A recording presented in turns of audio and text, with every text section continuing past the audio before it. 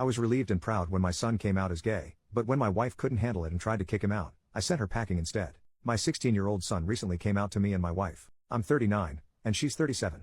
And unfortunately my wife took it extremely badly. Basically here's how things happened. Wednesday, when I came home from work my son said he had something to tell me. He was obviously fidgety about something, and after a bit of rambling he eventually told me he was gay. To be honest, I already knew. He's a good kid and pretty damn smart, but I'm a programmer and therefore the computer guy. I'm the one that everyone calls to fix their computers and laptops. So without drawing a picture, I already knew he was gay. So when he finally came out to me, I was actually kind of relieved. He and I have always had a good relationship but he never told me and I was kind of wondering if maybe we didn't have such a good relationship. In any case, I did the dad thing of telling him that I loved him and all I really wanted from him was for him to be safe and happy. He was just really relieved I guess. Anyway he asked me to be there when he told his mother, which now that I think about it is probably why he came to me first. Now, she is a deeply religious woman. She wasn't always but somewhere along the line she turned from being just somewhat religious to being deeply devout and if I'm being honest, I couldn't really pin down when or how that happened. I'm not religious in the slightest although I do the occasional church-going and church-related functions to make her happy. Anyway when she got home I waited for my son to take the lead on when to tell her. It's when he told her that things went to hell. I don't think she really believed it at first, probably thought it was some kind of joke or something but when she realized it wasn't, she first started crying and then went into what I can only call a rage. He tried to calm her down and I tried to help to get her to not see this as the end of the world. But she kept going on about how this wasn't the plan for him and about grandkids and a bunch of other things. But she just kept working herself into some kind of frenzy. Eventually she went to his room and starts dumping his clothes and tells him to get out of the house. My son is bawling at this point, and I just completely flip out. I order him to go to my bedroom and stay in there. And I just unleash on her. I pretty much say what kind of mother is she and that I'll be 3 weeks dead and buried before I let him leave, and she gets angry at me for backing her up on this and that being gay is wrong and a bunch of other bull crap. Anyway, after a hell of a heated fight she leaves and goes to stay at her parents'. I try talking to my son. He's just devastated and blaming himself for everything. And I'm not sure what to do here. I let my son skip school the last couple of days as a kind of mental health day although I let him know that he will go back on Monday. I haven't spoken to my wife since that night, and I'm not even sure what I could or should say to her, and I'm not sure how to handle my son either. He's not the usual self and I don't know how to get him to stop blaming himself. He says he wants to spend the night at a friend's house which is fine. I figure his friends can offer different kinds of support than I can. But I'm at a complete loss. I think I did my best although writing this I realized that since I knew he was gay for a while, I should have tried to slowly ease her into the idea to make this less explosive or maybe if I stayed calm earlier I could have handled it less emotionally. I just don't know where to go from here or how to handle any of this.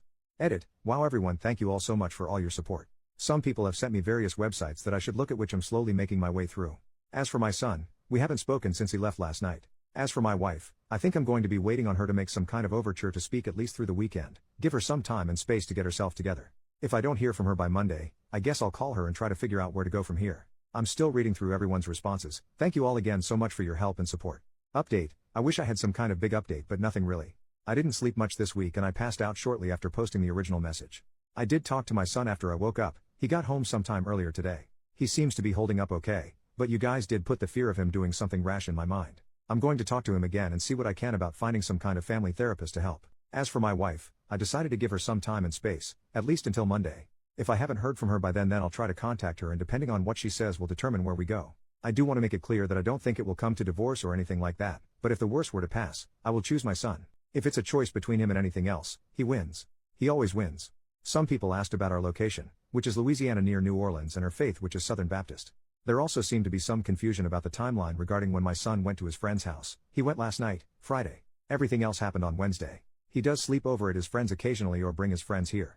They usually spend way too much time watching movies or playing something on the PC or PS4.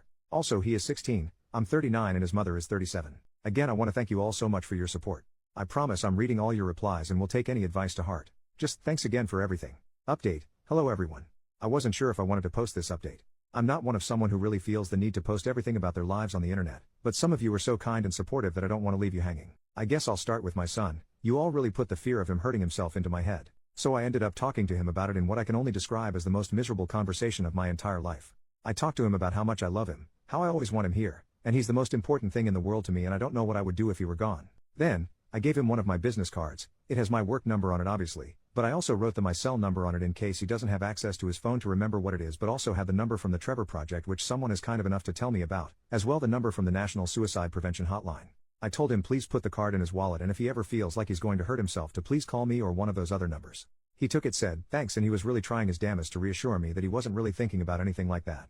We only had one more real heart-to-heart conversation that same exact night actually. I was in the living room trying to find something to watch on Netflix or Hulu when he approached me. He kind of sat there for a while and then apologized for making me worry and for starting everything that's happened. I tried my best to shut that down as hard as I could.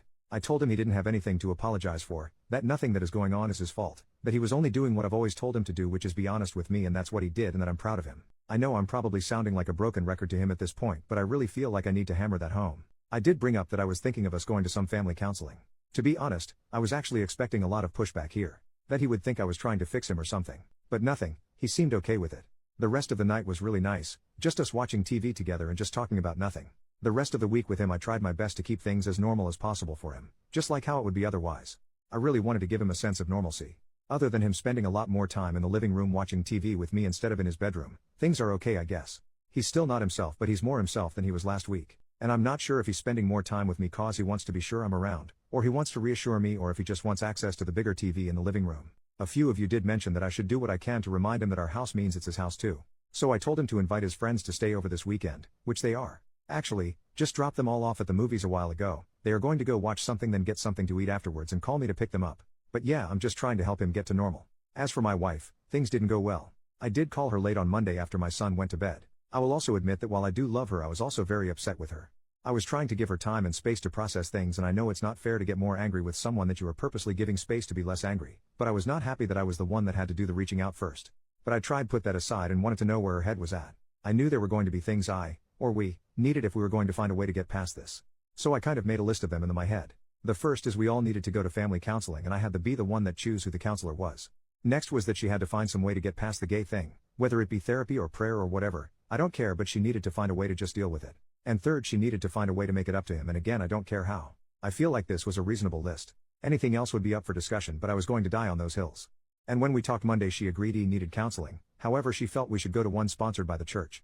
I told her that was off the table. I wanted a counselor who could be neutral and who I could trust when left alone with him. And we circled this point until nearly 3 a.m. So we decided to pick this up again on Tuesday, where we had the exact same discussion until very late in the night. And then we did all again on Wednesday. Wednesday night I told her that we needed to do this in person and finally get somewhere with this.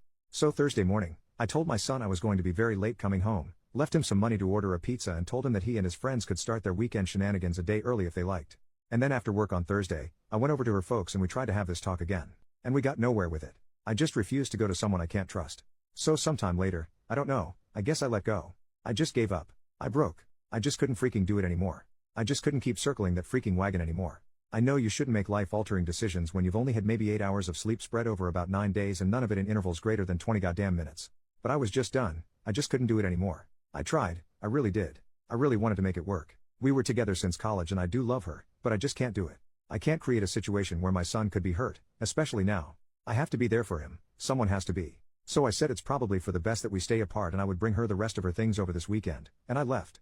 I went to Walmart, grabbed some boxes, cried for about half an hour in my car, and then went home. I got home at some ungodly hour to find a couple of my son's friends asleep on my couch. I realized that when I told my son to invite his friends, I meant to spend the day, and he thought I meant to spend the night. I ordinarily don't like having other people's kids in my house during a school night, but whatever, I blame myself for not being clearer. I couldn't sleep last night. I was quite literally too tired to sleep. So I waited until the time my kid goes to school. Woke them all up, made them all breakfast, sent them all off to school, sent my boss an email taking a sick day, and then finally fell asleep for about 10 hours. Which brings me to now, where I drove my kid and his friends to the movies. I've decided I'm not ever going to tell my son about some of the things she said when we were talking. I don't want to make him feel worse, and I do actually want them to have some kind of relationship in the future, and I don't feel any need to add poison to the well. As for now, I'm going to go do something to get my mind off things, maybe play a game or watch TV or just browse Reddit until I need to pick them up. I do actually want to thank everyone again for all your messages. I think I've read and reread every message a half a dozen times. It was nice to see so many good people. A lot of your stories were really heartbreaking.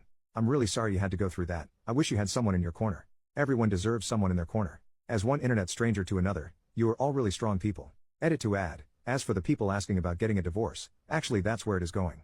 I didn't put it in the update, but yeah. I'm probably going to contact a divorce attorney on Monday. I haven't figured out how to tell my son yet. But that's a tomorrow problem. I just don't want to think tonight.